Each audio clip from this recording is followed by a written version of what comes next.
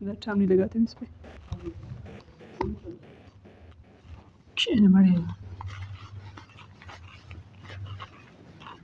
ये वाला लिखा हुआ है, चलिए फिर लिखो यार। अभी कहाँ तक थे हम? Now we have relations between linear and angular quantities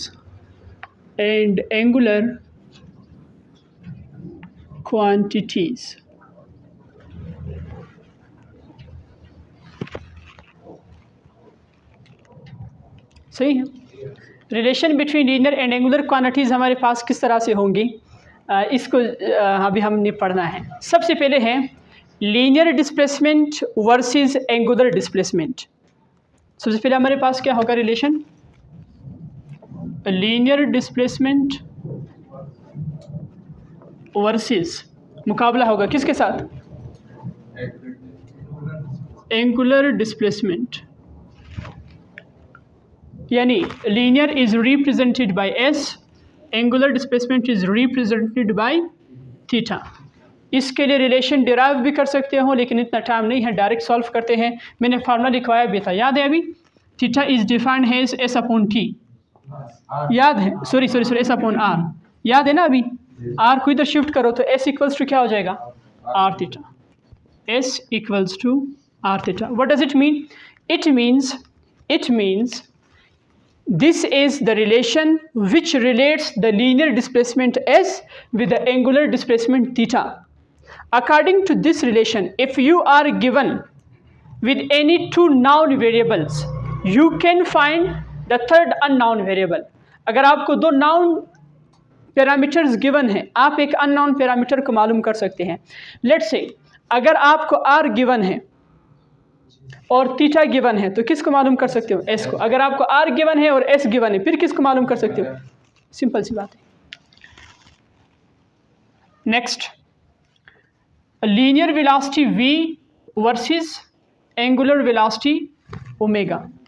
इसके लिए आसान फार्मूला, जिस तरह से एस है इसी तरह से क्या होगा, वी होगा, इक्वल्स टू आर ओमेगा। जिस तरह से थीटा है यहाँ पर क्या है, ओमेगा। इसमें कोई मसला तो नहीं है। This formula relates the linear velocity v with the angular velocity omega. The same is the result for this relation, that if you are given with any two known parameters, you can find out the third unknown parameter. Is it fine? Okay. Next, अच्छा इसमें एक बहुत important question भी है, vector form. ये MCQs में आ सकता है, ये बहुत ज़्यादा ट्रिकी है। इसकी वेक्टर फॉर्म कैसे लिखते हैं, v एरो लगाया, ओमेगा क्रॉस r। समझ आ रहे किनारे? r क्रॉस ओमेगा नहीं हो सकता है, बल्कि क्या हो सकता है, ओमेगा क्रॉस r। इस वजह से कह रहा हूँ कि इस MCQs का बड़ा ख्याल रखना है। क्यों? आपके ज़हन में v equals to r omega होता है, आप कहते हो यार कितना आसान MCQs, r क्रॉस ओमेगा इसका आंसर है, लेकिन हकीकतन में वो नहीं होता है जो आप करते हैं। अब इसका रीज़न मैं आपको देने वाला हूँ, थोड़ा सा सब्र करना है, तो सब्र बहुत बड़ी चीज़ होती है। ये है ओमेगा क्रॉस r, ये रीज़न दूंगा, लेकिन थोड़ा सा मज़ीद आगे चलते हैं ताकि मेरा टॉपिक कंप्लीट होने के साथ साथ ये लास्ट वाला पॉइंट भी कंप्लीट हो। a वर्सेस अल्फ़ा, क्लियर बा? Linear acceleration versus angular acceleration. तो इसके लिए क्या होगा formula, a equals to R alpha, वही चीज़ें हैं ना, S V A, R R R radius fixed, theta omega alpha. ये लैंग्वेज समझ आ रही है? तो यहाँ से अगर इसकी वेक्टर फॉर्म निकालना हो तो वेक्टर फॉर्म काफ़ी ज़्यादा आसान है, इसमें कोई ऐसा इशू नहीं है। So A vector equals to, well done, alpha cross R. आप इतने काबिल हो जाए भी मेरे लिए काफ़ी ज़्यादा मतलब फ़ख्र की बात होगी कि मैं इधर से ओमेगा क्रॉस आर बताऊँ, आप अल्फ़ा क्रॉस आर बताएं। समझ आ रही कि नहीं? Good. Now let's come towards the reason. अभी हम आते हैं रीज़न की तरफ कि एक क्वेश्चन है, मतलब ये उसके लिए नहीं करना है, याद करना तो नहीं है, सिर्फ इसको समझना है, जिसको फिर आपने बाद में दोबारा याद भी करना है। तो इसका रीज़न क्या होगा, reason for omega cross R. सुने ज़रा गौर के साथ सुने, मैं एक सर्कल ड्रा कर रहा हूँ, अभी ये मैं आपको समझाऊंगा। स्मॉल सा सर्कल मैंने बनाया, ये देखो ये आर है, ये क्या है? आर है, रेडियस ऑफ द सर्कल है, पोजीशन आर। अच्छा एक पॉइंट यहाँ से देख लें, V equals to R omega, V equals to omega cross R. इसका क्या मतलब है? वेलोसिटी की डायरेक्शन किसकी अलोंग होगी, किस तरफ वेलोसिटी की डायरेक्शन होगी? ये टेंजेंशियल वेलोसिटी है, ये तो पता है कि नहीं पता है? ये टेंजेंशियल एक्सेलरेशन है। मैं दोबारा से थोड़ा सा आपकी दोहराई करूं, सर्कुलर पाथ में जब कोई ऑब्जेक्ट मूव करता है तो सिंगल पॉइंट पे, बाउंड्री सर्कल के बाउंड्री के सिंगल पॉइंट पर जो वेलोसिटी होती है उसे कहते हैं लीनियर वेलोसिटी या टेंजेंशियल वेलोसिटी। और जो एक्सेलरेशन होता है बाउंड्री पर किसी पॉइंट पर उसे कहते हैं टेंजेंशियल एक्सेलरेशन, लीनियर एक्सेलरेशन उसे कहा जाता है। और पूरे बॉडी के मोशन को हम किस चीज़ से रिप्रेजेंट करते हैं? पूरे बॉडी की वेलोसिटी को एंगुलर से और एक्सेलरेशन को अल्फा से। ये पॉइंट समझ आ गया? इसमें कोई इशू तो नहीं है? आप क्यों परेशान हैं? नहीं आ रहा समझ में? Well done. अच्छा खैर, हम दोबारा अपने टॉपिक की तरफ आते हैं। यहाँ से आपसे मैंने सवाल पूछा है, आप लोग ज़रा सवाल का जवाब दें। वी की डायरेक्शन किस तरफ होगी?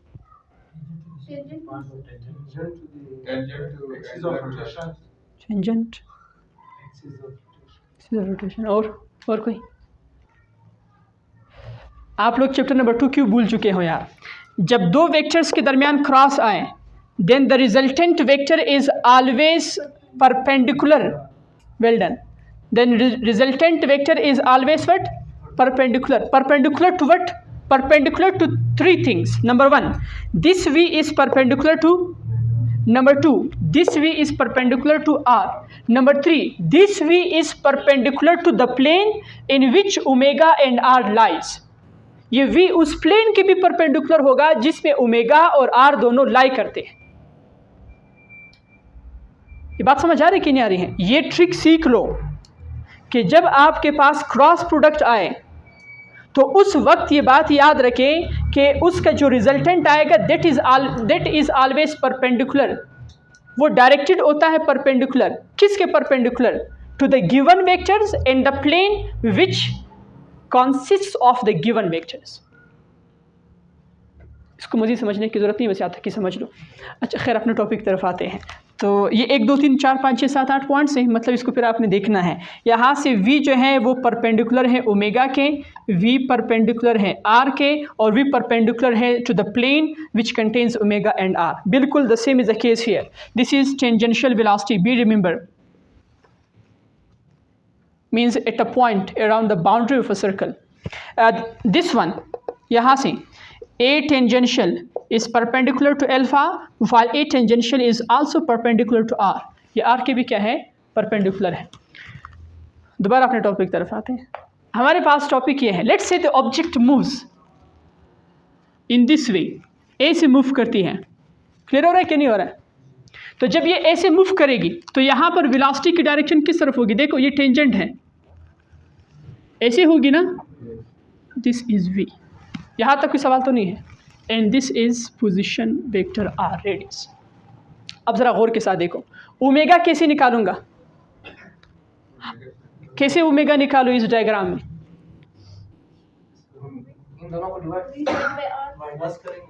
अल्लाह अकबर कबीरा। ओमेगा की डायरेक्शन कैसे निकालूँ मेरे अच्छे स्टूडेंट्स? ओमेगा की डायरेक्शन राइट हैंड रूल से। यार क्या हुआ आप लोग को? ये देखिए राइट हैंड रूल क्या था कि जिस तरफ रोटेट कर रही है अपने फिंगर्स को क्या करो? कर्ल करो। सही, ये देखो मैंने कर्ल किया, ये मैंने अपने फिंगर्स क्या किए? कर्ल किए। तो ये जो इरेक्ट थंब है ये मुझे क्या देता है? किसकी डायरेक्शन देता है?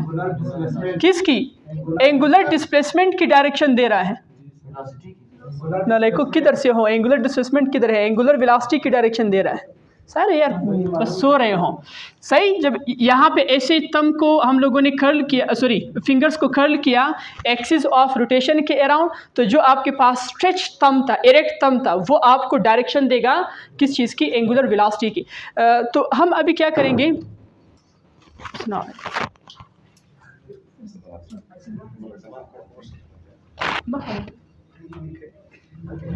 आगे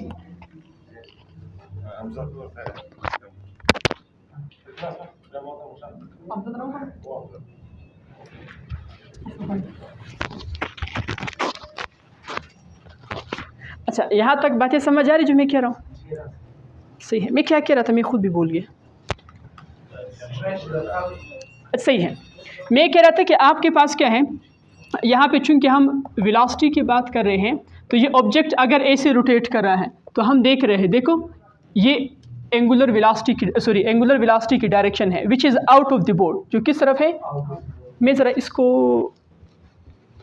ऐसे आपको समझा दूँ। देखो अब ज़रा, ये आर है, क्लियर, ये वाला आर है। अभी आपको समझ आएगा कि मैं क्या कह रहा हूँ। ये वाला आर हुआ और वी, ये आपके पास क्या हुआ, वी हुआ। क्लियर है कि नहीं है? ये आपके पास आर है और ये आपके पास क्या है, वी है। एंगुलर वेलोसिटी की जो डायरेक्शन आपके पास आई वो कैसे आएगी?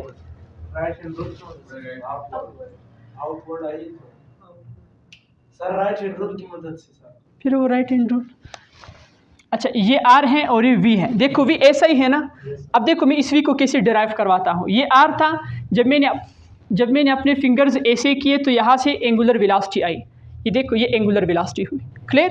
यहाँ से मैं एंगुलर वेलोसिटी से और आर के क्रॉस प्रोडक्ट से, देखिए ओमेगा और आर के क्रॉस प्रोडक्ट से मैं क्या निकालूंगा, लीनियर वेलोसिटी वी निकालूंगा। अब ज़रा देखो मैं कैसे निकालता हूँ। सबसे पहले आपके पास क्या है, फर्स्ट वेक्टर क्या है, ओमेगा है। Stretch the fingers towards the first vector. First vector की तरफ अपने फिंगर्स को स्ट्रेच करें। Then curls the finger around second vector. Second vector के अलोंग अपने फिंगर्स को क्या करें, कर्ल करें। Then you will get the direction of linear velocity. अच्छा ज़रा देखिए हमारे पास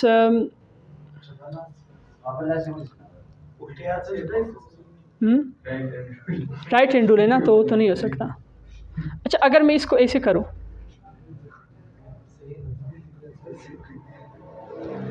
कैसे करें? उल्टी हाथ से पकड़ेंगे सर और सीधे हाथ से निकालेंगे।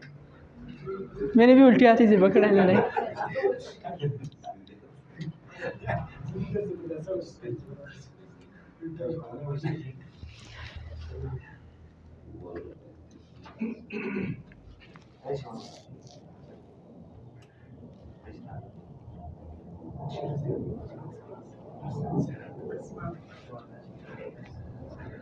हाँ ऐसा सही नहीं है,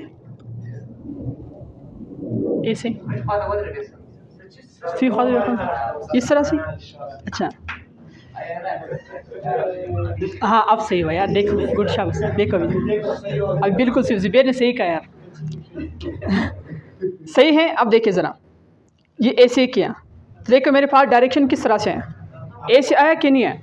तो अब ये जो मेरे पास आया है वेक्टर की डायरेक्शन अपवर्ड आया है। This vector is perpendicular to both angular velocity, जिसको इस चीज़ से डिनोट किया था, और साथ में क्या चीज़ है, रेडियस है, जिसको आप लोग आर कहते हैं। अब इससे ये पता चला कि आप क्या चीज़ करेंगे, ओमेगा क्रॉस आर करेंगे तो तभी आपके पास क्या आएगा, लीनियर वेलोसिटी आएगी along the axis of rotation. ये आपके पास क्या है, एक्सिस ऑफ रोटेशन है। अगर आप आर क्रॉस ओमेगा करेंगे तो फिर along the axis of rotation कभी भी नहीं आएगी।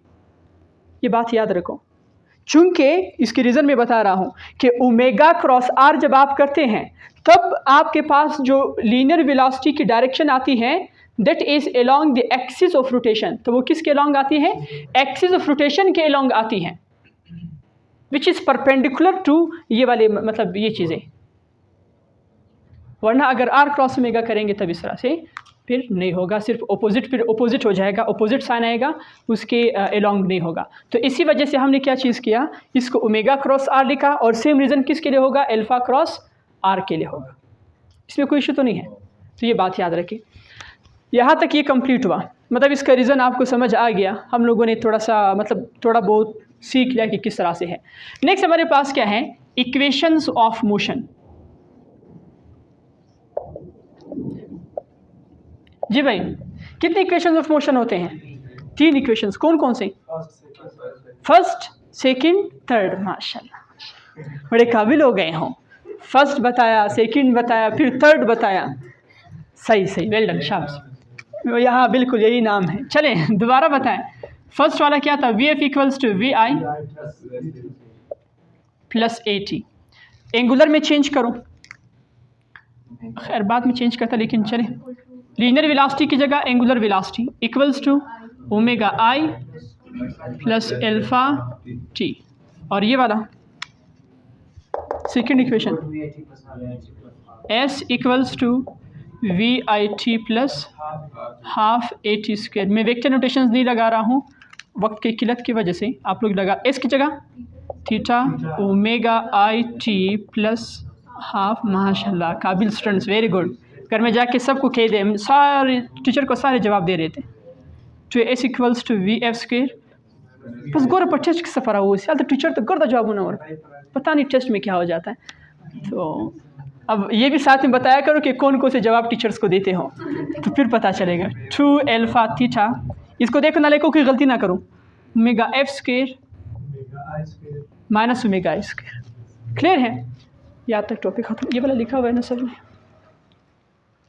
परवेज अभी तक लिख रहे हो? ये कौन सा वाला लिख रहे हो? चले सही।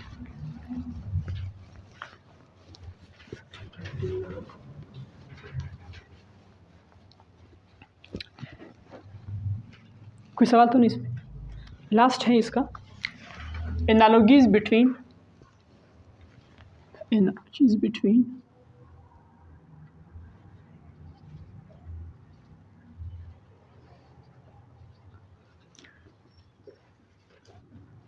Translatory motion and rotary motion, इनके दरमियान क्या मुशाबिहत है? ज़रा इसकी तरफ आते हैं।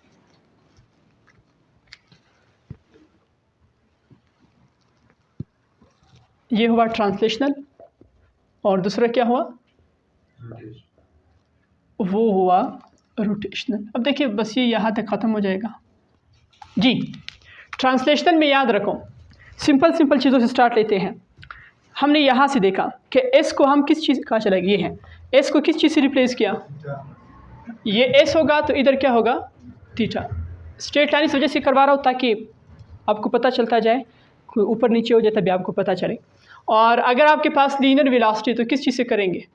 Angular velocity. ये आपके पास अगर ए है तो फिर ये क्या होगा? अल्फ़ा होगा। मज़ीद इसके बाद क्वांटिटी, चैप्टर नंबर 3 को रिवाइज़ करते हैं सारे। चैप्टर नंबर 3 में हमने वेलोसिटी पढ़ी, एक्सेलरेशन पढ़ा, फिर उसके बाद क्या पढ़ा? डिस्प्लेसमेंट पढ़ा, फिर उसके बाद मोमेंटम का टॉपिक याद है कि नहीं है? Very good. उस पर एक चीज़ आता है mass. m is represented by I, this is called mechanical inertia. Mass याद है ना? Mass is the measure of inertia, mechanical inertia.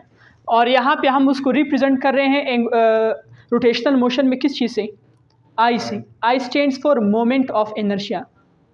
Clear हो रही कि नहीं हो रहा? हालांकि बहुत इंपॉर्टेंट टॉपिक है, लेकिन आपके सिलेबस में ये गिवन नहीं है, मोमेंट ऑफ इनर्शिया। कोई सवाल तो इसमें नहीं है? मोमेंटम का फार्मूला बताओ ज़रा। P equals to M V. Clear? M V. यहाँ पर क्या होगा? यहाँ पर क्या होगा? Well done. लेकिन मोमेंटम को रिप्रेजेंट करते हैं यहाँ पे L से। क्लियर है? इक्वल्स टू, आपको याद भी आ रहा होगा जब मैं डिटेल में आपको पढ़ा चुका था फर्स्ट ईयर। M की जगह पे I और V की जगह पे omega. L equals to I omega. यहाँ ये बहुत इंपॉर्टेंट रिलेशन भी था कि ओमेगा को इधर शिफ्ट करते हम अगर ये कहते कि if angular momentum is constant then moment of inertia and angular velocity is inversely proportional to each other. इसके लिए मैंने आपको मुख्तलिफ एग्जांपल्स भी दिए थे अगर आपको याद हो। हाँ, वो ये वाले दिए थे कि जब कोई जो है वो शख्स जंप लगाता है डाइविंग बोर्ड से, तब उसकी इस तरह से मज़ीद बहुत ज़्यादा एग्जांपल्स दिए थे। यहाँ तक क्लियर है कि नहीं है? Very good. अच्छा, एक और पॉइंट बताया ज़रा। मोमेंटम के बाद क्या पढ़ा था? इम्पल्स, याद है? लेकिन उससे पहले एक और चीज़ बता दो, F फोर्स। फोर्स यहाँ पे चूँकि रोटेशनल मोशन है, टार्क से क्या करवा देते हैं? रिप्लेस करवा देते हैं। तो अब ज़रा आते हैं उसकी तरफ। अभी मैं कौन सी क्वांटिटी बता रहा था? Impulse. Impulse equal to F cross T, या सॉरी एफ डेल्टा टी इस तरह से लिख सकते हो, कोई मसला तो इसमें नहीं है। और यहाँ पे क्या लिखेंगे, जे इक्वल्स टू एफ की जगह पे क्रॉस टी की जगह पे डेल्टा। ये क्रॉस प्रोडक्ट नहीं, सिंपल मल्टीप्लिकेशन है। पता नहीं आप लोग इससे परेशान अगर हो रहे हो तो ये क्रॉस प्रोडक्ट नहीं है, सिर्फ इतना बता रहा हूँ, क्योंकि क्रॉस प्रोडक्ट या जो डॉट प्रोडक्ट है this is always between two vectors, वो दो वेक्टर्स के दरमियान होता है। ये एक स्केलर, ये एक वेक्टर है, इसके दरमियान नहीं हो सकता। सिंपल मल्टीप्लिकेशन होती है, सिंपल प्रोडक्ट होता है। न्यूटन्स लॉज याद है सबको? बताओ ज़रा न्यूटन्स लॉज वाला। न्यूटन्स लॉज, चले मैं एक बार इधर हेडिंग दे दूँ, एक स्मॉल सा heading, Newton's laws. F equals to what? M A. इधर क्या होगा F की जगह? अलिफ मदा, M नाले को I और A अल्फ़ा। क्लियर है? कैदागत फिजिक्स आज़ार लट्ठा के बजे वरसी समझ आ रहे कि नहीं आ रहे? तारीख़ गवाह है, जिन्होंने फ़िज़िक्स की कदर नहीं की है वो अभी अपनी हालत को पहुंच चुके हैं। क्लियर है? चाहे जिन मुल्कों ने सही है, अभी आप लोग की आज़ादी भी आ रही, तो जिस तरह से जिन्होंने फ़िज़िक्स की कदर नहीं की है वो हमेशा से पीछे रह चुके हैं। F इक्वल्स, नेक्स्ट हमारे पास, अच्छा तो सेकंड इक्वेशन से स्टार्ट किया, फर्स्ट इक्वेशन तो बताओ ना लेको। अगर F इक्वल्स टू 0 हो then V is constant. V क्या होती है? कांस्टेंट होती है। और V कांस्टेंट का मतलब कि एक्सेलरेशन क्या होता है? 0 होता है। यहाँ से देखो ज़रा, इसको रिलेट करो। If torque is equal to 0 then omega is what? Constant and alpha is 0। ये बातें आ गई समझ में? थर्ड इक्वेशन ऑफ मोशन बताओ। F12 equals to minus F21, Ta12 equals to Ta21। इस पर कोई इशू तो नहीं है? ये मैं डिटेल में चैप्टर नंबर 2 में पढ़ा भी चुका था फर्स्ट ईयर के अंदर, वंस अपॉन अ टाइम। और कोई क्वांटिटी आपके ज़हन में तो बताएं चैप्टर नंबर 3 की, कोई भी क्वांटिटी हो।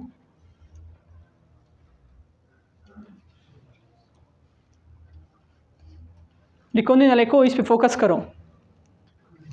कोई क्वांटिटी फर्स्ट चैप्टर नंबर 3 की बताओ। कंप्लीट हो गए सारे?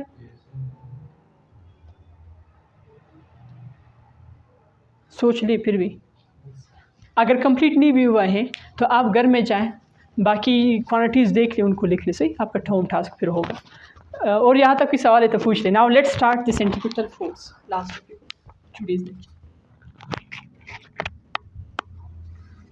जल्दी करें, जल्दी कक्षा जल्दी।